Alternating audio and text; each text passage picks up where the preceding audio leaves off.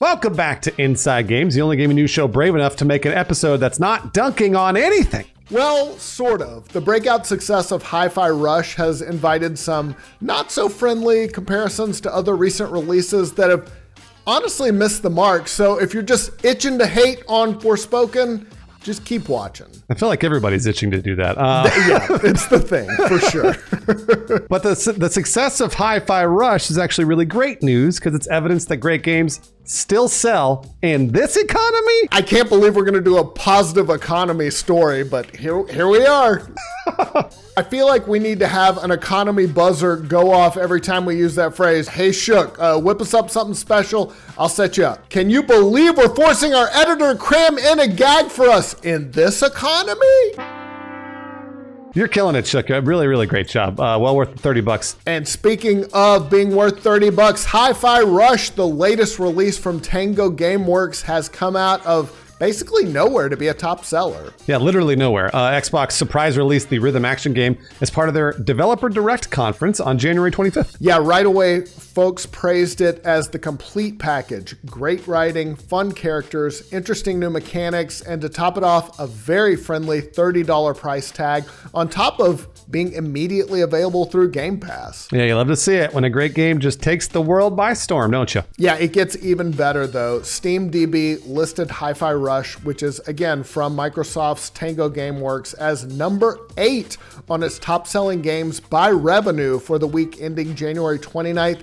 That's an uncommonly fantastic sales performance for a game that isn't a sequel and had literally zero marketing up to its release. Compare that to Forspoken. Oh no. The big budget AAA adventure game from Square Enix really just didn't even land on the Steam top 10. I know. And again, even worse, Hi-Fi Rush was $30 compared to $70 for Forspoken. So at less than half the price, Hi-Fi Rush is apparently making substantially more revenue than a game with a presumably much bigger budget. Plus, Forspoken had a substantial marketing campaign and Hi-Fi Rush had literally nothing. We got that reveal last week at the Xbox presentation and that was it. Yeah, and while that's bad news for Square Enix, it's a resounding victory for reasonably priced, well-executed original concepts. Yep, and while the next game may not be original, it's certainly well-executed. The Dead Space remake, that also sold well. Very well. The remake from EA's Motive Studios also got off to a very quick start. It entered the UK physical retail charts at number 1 this week. Yet again, this invites some not-so-friendly comparisons to other games that didn't perform quite as well. So some early data we have shows that Dead Space Remake is absolutely stomping. You get it? You get it because Callisto Protocol. We're stomping like Dead Space.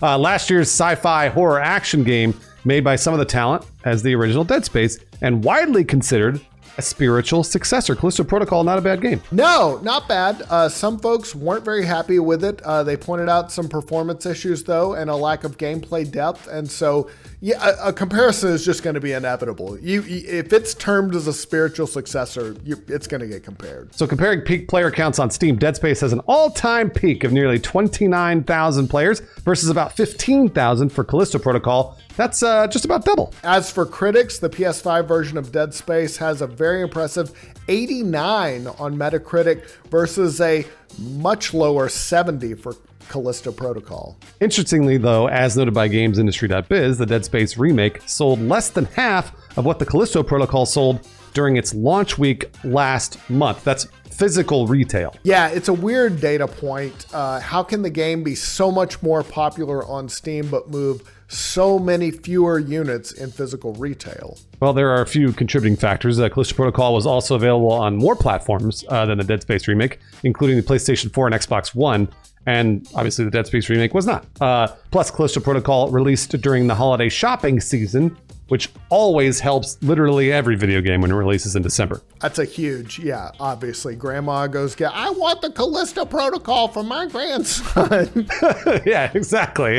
EA did run a digital promotion where pre-orders on Steam got a free copy of Dead Space 2, a game that still sells for $19.99. So that could have goosed digital sales quite a bit. So hang on, we'll see the final numbers. Whatever the reason, the Dead Space remake's success is yet again good news news for the state of the industry, and its developers are already discussing doing more with the Dead Space IP, which I cannot wait for. Yes, that's good news. That's how you know it did well. In an interview with GQ, EA Motive senior producer Phil Ducharme and creator director Roman Campos Oriola discussed the game. Ducharme said he's open to, quote, exploring Dead Space more.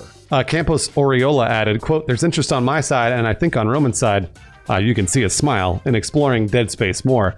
There are ideas, that's for sure. So there you go. Hi-Fi Rush is raking in the cash. Dead Space might be an active franchise again in this economy.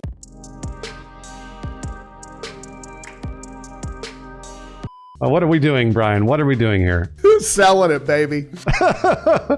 So these are all kind of surprising developments, given all the economic doom and gloom we've been reporting on lately here on Inside Games. Yeah, we've done stories on it in this channel. We've asked the question in recent episodes, is the games industry recession-proof? We're seeing mass layoffs in the tech sector, inflation, general fears of a recession. What does this mean for games? Video games have long been thought to be recession-proof due to the fact that it's a relatively inexpensive hobby. Relatively. The industry even managed to weather the so-called Great Recession of 2007 to 2009. Yeah, but we have been seeing some signs that this time might be different. All three console makers, Nintendo, Microsoft, and Sony, reported that their revenues declined in late July or early August of last year. They also all missed their revenue expectations, so that's not a great sign. And the research firm Ampere Analysis projected in November that the entire industry was expected to shrink by 4.4% year on year to 182 billion. That's a lot. 4.4%. That's quite a bit. Yeah, it is. But that could be a mix of post-COVID retraction because video games just absolutely exploded in 2020 when everybody had to stay home and play video games. But I mean, we're not sure. Maybe folks are only buying 2 FIFA Ultimate Team packs instead of the 10 they bought during the pandemic when, they were getting economic stimulus checks and stuff like that. That's true. I've only been able to play 10 hours a day of video games instead of 12. So it's contracted here too. Right, yeah. The takeaway though, I feel like from the performance of Hi-Fi Rush and Dead Space seems to be that good games will still sell regardless of the economic conditions surrounding them. That's great news for folks that play games that aren't FIFA, EA Sports, FC, whatever they're calling it now. SJN Insights consultant Sam Nagy walked through the economy of tech versus games and came to a similar conclusion in his gamesindustry.biz op-ed titled, quote,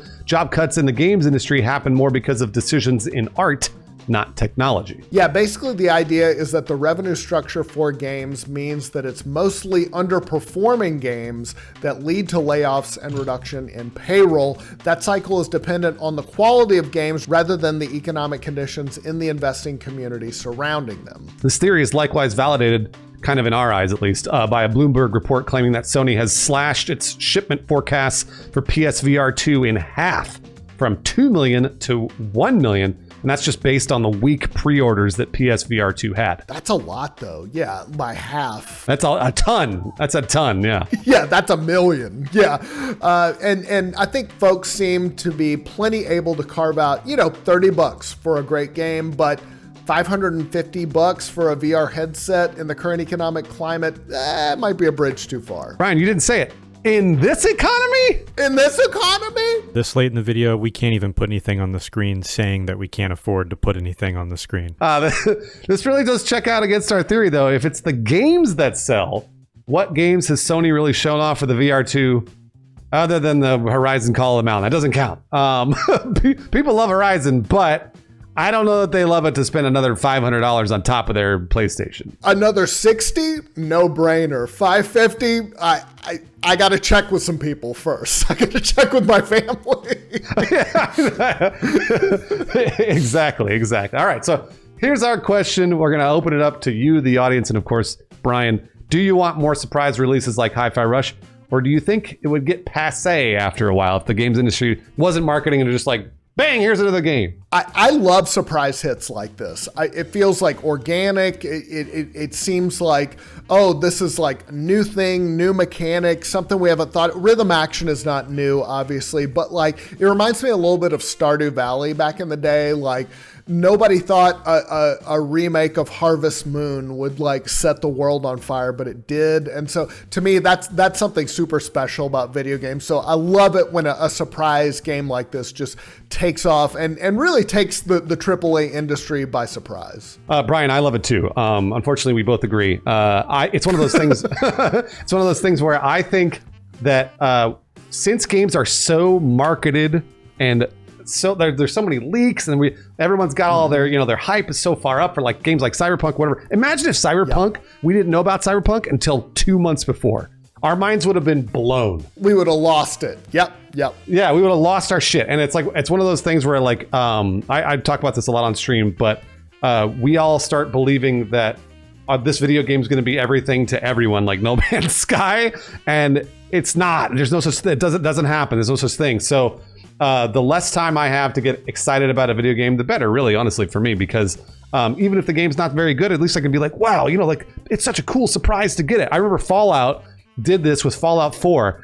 Obviously, we knew about Fallout 4 for years and years and years, but Todd Howard came out and he said, the game's going to be out in like 3 months. We've got a Fallout Shelter, a little mobile game for you to play while you're waiting. Bang, there's Fallout. And I really liked the way they did that back then. Nintendo does a great job with that too, in most of it. If it's not Metroid Prime 4, but everything else, if they announce it, it's out in a month or two. And I think that's the best, because don't let our squirrel brains work on it for too long. Just a month or two, and then we'll be happy to see it. That's exactly right. Here's a bunch of patrons that don't have squirrel brains. Lord War, Gypsy Nova, Sketchy on Patreon, Ian McGee, and Not Gak. Thank you for being so smart. Yeah, we love y'all. Talia Monochrome, Jared Watkins, Keita White, Tito 007, and Pitstrip. Thank y'all very, very much. Also, one quick note. Lawrence is actually sick, so that's why we haven't revamped the Patreon. That's why he's not on this episode, but he is working on it. In between bouts of fever and then getting well. So we're all praying for Lawrence. No, Lawrence is fine. Don't worry. He'll be okay. I was like, oh God, I talked with him in Discord today. Get better soon. Damn. No, he's fine. He's getting well. He's getting well. Good. All right.